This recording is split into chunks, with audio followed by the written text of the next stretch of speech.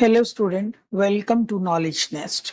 आज हम इस वीडियो में पावर शेयरिंग के इम्पोर्टेंट क्वेश्चन आंसर करेंगे। पिछली वीडियो में मैंने आपको यह पूरा पार्ट समझा दिया था। सबसे पहले आता है कि पावर शेयरिंग क्यों जरूरी है, why is power sharing desirable, और उसकी कितने फॉर्म्स हैं।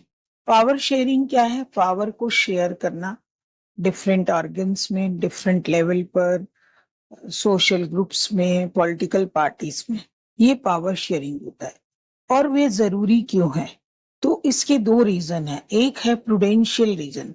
प्रूडेंशियल रीजन मतलब कि विवेकशील तरीके से किस तरह से पावर को शेयर करना चाहिए और पावर शेयर से क्या लाभ होगा। प्रूडेंशियल रीजन में सबसे पहला पॉइंट आता है, it helps to reduce the possibility of conflict between social groups। कि social groups के बीच में जो कॉन्फ्लिक्ट होता है, विरोध होता है, वो कम हो जाता है, क्योंकि सबके बीच में पावर डिवाइड हो जाती है और सब अपने अपने तरीके से पावर का यूज करते हैं। और दूसरा आता है कि it ensure the stability of political system. Power sharing is good way to ensure that stability of political order, क्योंकि जब पावर डिवाइड हो जाती है तो पॉलिटिकल सिस्टम जो है वो जल्दी जल्दी चेंज नहीं होता, उसमें स्टेबिलिटी रहती है और स्टेबिलिटी की वजह से इकोनॉमी का डेवलपमेंट इजीली हो जाता है और कॉन्फ्लिक्ट जो है वो कम हो जाते हैं। ये है प्रूडेंशियल रीजन। इसके अलावा मॉरल रीजन है। मॉरल रीजन में आता है, it is the very spirit of democracy. क्योंकि डेमोक्रेसी में क्या होता है कि लोग पावर को एक्सरसाइज करते हैं, अपनी ओपिनियन देते हैं, डिसीजन मेकिंग में पार्टिसिपेट करते हैं, और यही चीजें डेमोक्रेसी के लिए जरूरी होती हैं। डेमोक्रेसी को सक्सेसफुल बनाने के लिए इन सब चीजों का होना बहुत जरूरी है। तो it is the very spirit of democracy. और दूसरा पॉइंट आता है, it provides the legitimacy of the government. ऐसी गवर्नमेंट, वैदिकता जिसे कहते हैं, वैधानिक गवर्नमेंट, जिसमें लोग अपने वोटों के द्वारा सरकार को चूज करते हैं और सरकार के कार्यों में, डिसीजन मेकिंग में हिस्सा लेते हैं और अपनी ओपिनियंस देते हैं। क्वेश्चन का नेक्स्ट पार्ट आता है, 3 forms of power sharing. Modern democracy में पावर शेयरिंग अरेंजमेंट किस फॉर्म में होता है? सबसे पहला आता है vertical distribution of power. Means power can be shared among government at different level, central government, state government and local bodies, जिसे हम पंचायती राज भी कहते हैं। सेकंड आता है horizontal distribution of power. Means power is shared among different organs of the government, legislative, executive and judiciary. और ये separation जो है ये इंश्योर करता है कि कोई भी ऑर्गन अपनी पावर्स का अनलिमिटेड यूज नहीं कर सकता। थर्ड आता है आपका, पावर में also be shared among different social groups, जैसे रिलीजियस ग्रुप है, लिंग्विस्टिक ग्रुप्स है।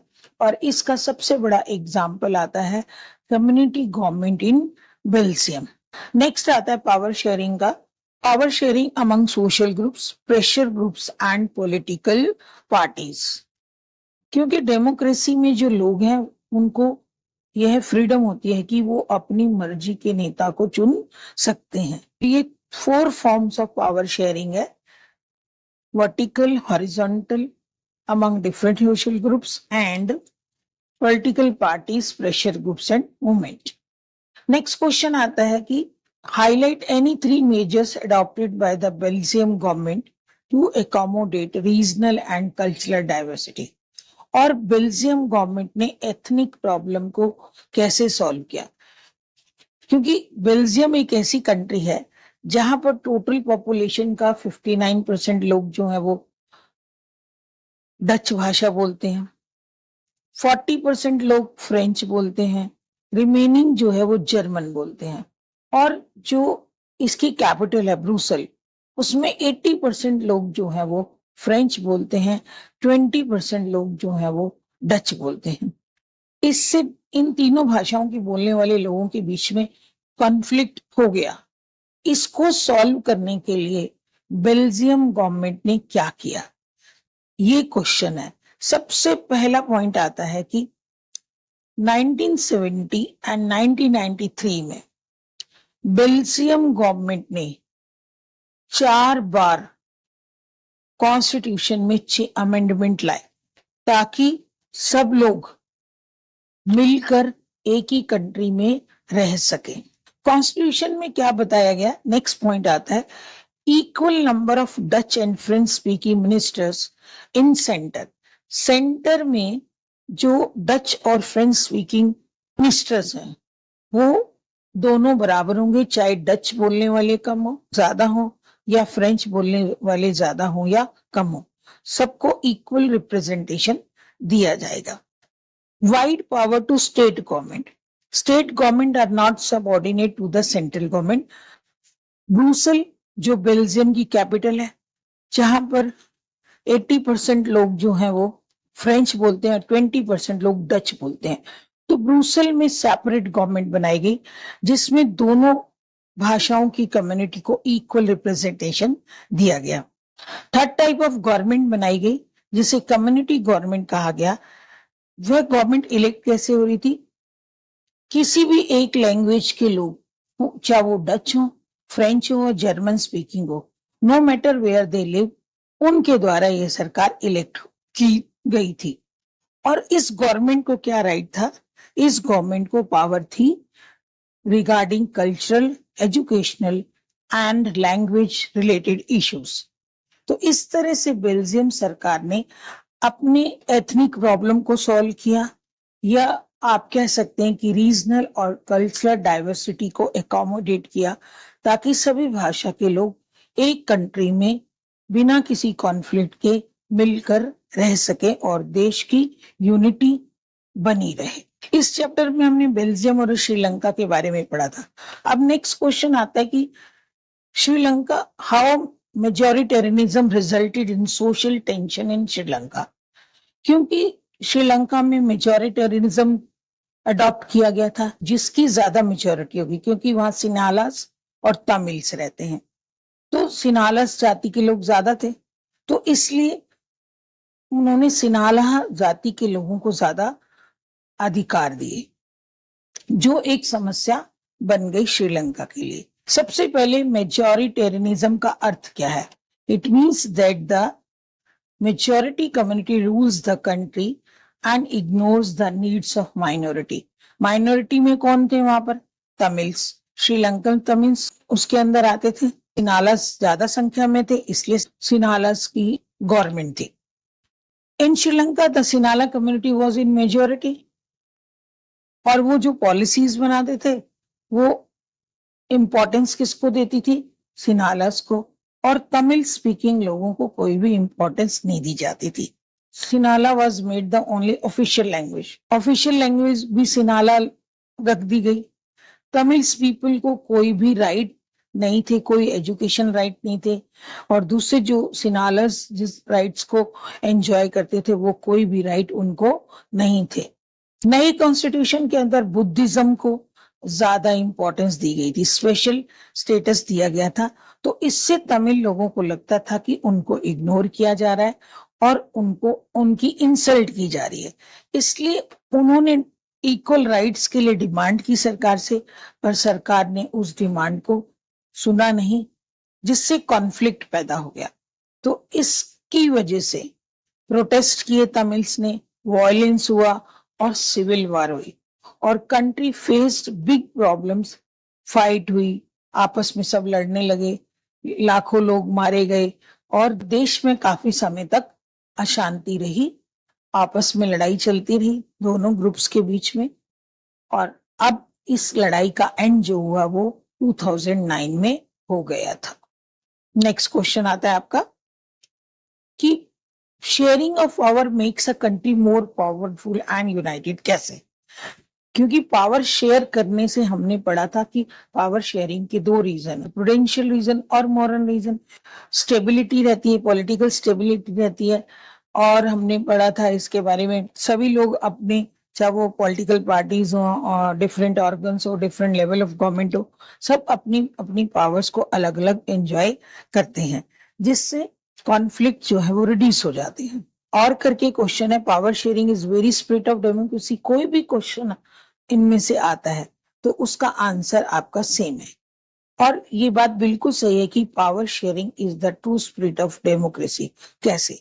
सबसे पहले ये प्रिवेंट्स कॉन्फ्लिक्ट, कॉन्फ्लिक्ट को रिड्यूस करती है। आप रिड्यूस कॉन्फ्लिक्ट भी लिख सकते हैं।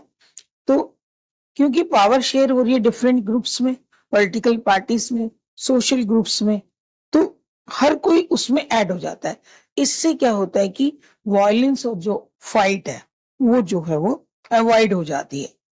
लोगों की जो ओपिनियंस हैं, लोगों की जो विशेष हैं, उनको रिस्पेक्ट मिलती है, क्योंकि डेमोक्रेसी क्या है? लोगों के द्वारा चुनी हुई सरकार। सब लोग मिलकर सरकार चुनते हैं, उसमें हिस्सा लेते हैं, अपनी चॉइस की सरकार लाते हैं और डिसीजन मेकिंग में अपनी ओपिनियन रखते हैं। और ये डेमोक्रेसी के लिए बहुत जरूरी, डेमोक्रेसी है ही इसी चीज के लिए।